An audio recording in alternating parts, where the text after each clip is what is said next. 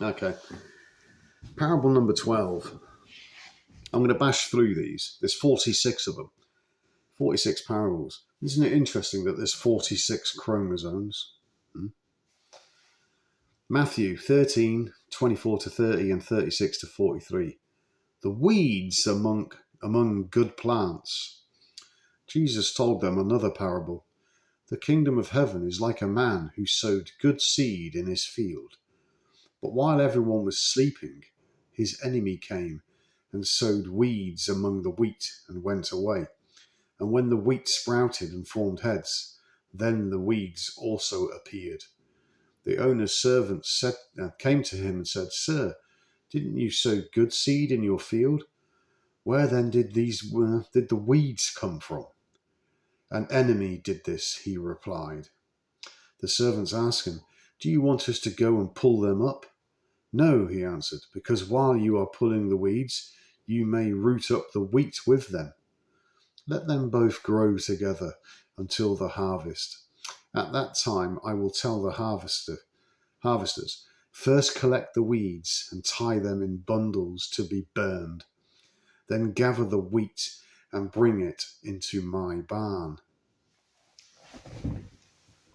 I wonder what's going on in the world today, which is like good crop, bad crop, wheat, weeds. As if an enemy has come along and sown the weeds amongst the field. So the kingdom of heaven is like a man who sowed good seed in his field. Yeah? But let them grow together. But the weeds will be tied in bundles to be burned. Bundled. Bondaged up. Whereas the wheat is stored in the barn. It's saved. It's valuable. And in verses 31 to 35, Jesus tells two short parables about the kingdom of heaven. The parable of the wheat and weeds explained. Then he left the crowd and went into the house. His disciples came to him and said, Explain to us the parable of the weeds in the field. Right. So when you leave the crowds and you go into the house, that's you leaving the outside world, going into your house, into meditation. And his disciples came to him. When I meditate, I can see a ring of 12 stars, 12 light dots. That's my 12 cranial nerves. And they're my disciples. Why can't you see that? Or can you? But you just haven't realized what they are. And he explained to us the parable of the weeds in the field. So that the nerves, the cranial nerves, the disciples are asking consciousness, what's going on? He answered, the one who sowed the good seed is the Son of Man. The Son of Man is the sacred secretion. The field is the world. And the good seed stands for the sons of the kingdom. The weeds are the sons of the evil one. And the enemy who sows them is the devil. The harvest is the end of the age, and the harvesters are angels. Right. As the weeds are pulled up and burned in the fire, so it will be at the end of the age. The Son of Man will send out his angels. An angel, it's a Greek word, is angelos. And angelos means messenger.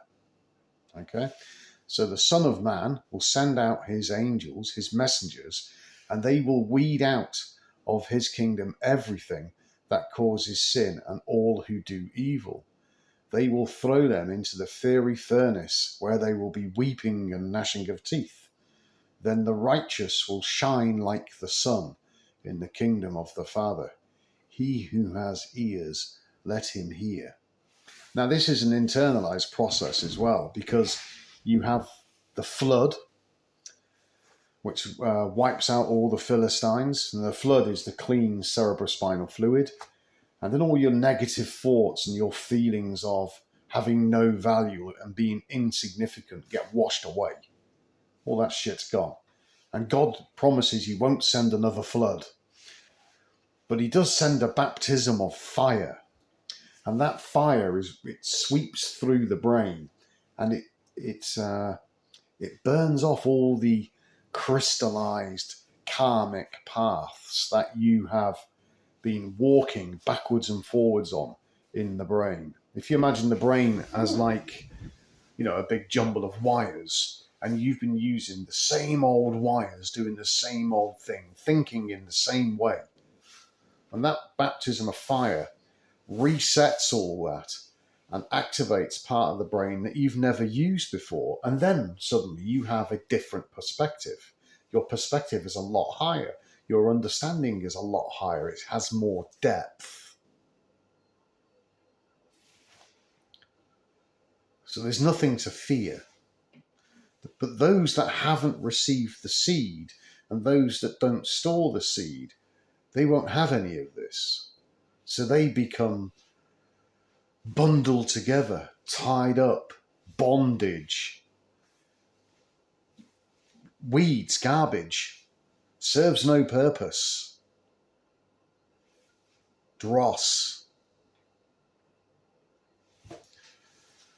That's what you're up against. So don't be worrying about things. When it talks about the ones that haven't realized themselves, they don't know themselves, they'll be wailing and gnashing of teeth because they believe the lie. And they followed the liars. But those that have heard it and understand it and then respond to it, they've cleaned their house and made the land fertile, the seed grows. And that was parable number 12.